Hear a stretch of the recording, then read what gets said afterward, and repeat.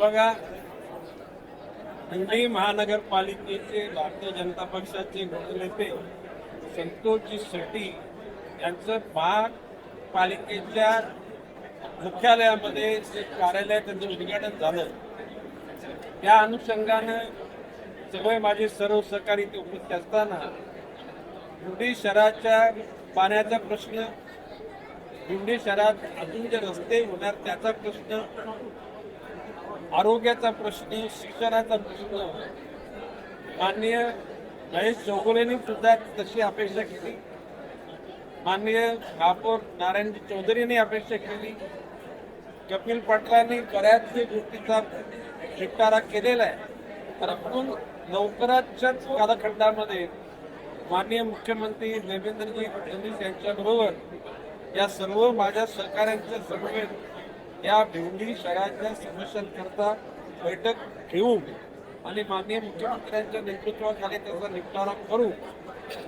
पूर्वी या ठिकाणी आमचे प्रदेशाध्यक्ष रवींद्रजी चव्हाण या सर्व समस्यांकडे लक्ष देत होते. आता एकूणच राज्याचा पक्षाचा पसारा लक्षात घेता आज महेश चौगुलेंनी मलाच आवाहन केले की पालघर जिल्ह्याचे पालकमंत्री असले तरी सुद्धा भिवंडीकडे तुम्ही जास्त लक्ष द्या आणि त्याच्या आव्हानाला मी निश्चितपणे प्रतिसाद दिलेला. भविष्य काळामध्ये भिवंडीच्या सर्व समस्या राज्य शासनाकडे गरज पडली तर गरजेच्या केंद्र शासनाकडे घेऊन त्या पूर्णत्वाला नेण्याचा प्रामाणिकपणे प्रयत्न केला जाईल.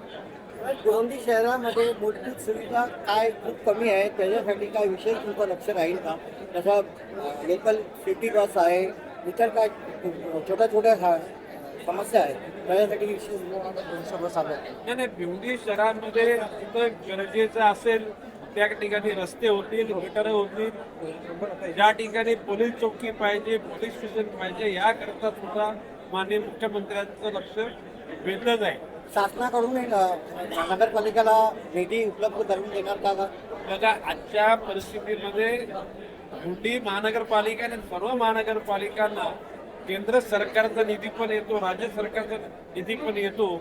आता या ठिकाणी भिवंडी शहराकरता कमतरता असेल तो निधी देण्यासाठी त्यांच्याबरोबर आम्ही राहू. एकंदरीत आपण त्या पहिल्यांदा राज्यामध्ये ऑपरेशन टायगर याची चर्चा आहे. ऑपरेशन टायगर बघा, त्या खूप प्रश्नाचं उत्तर आमच्या पक्षाचे प्रवक्ते मागितलं. हे पॉलिटिकल प्रश्न मी उत्तर देणार नाही.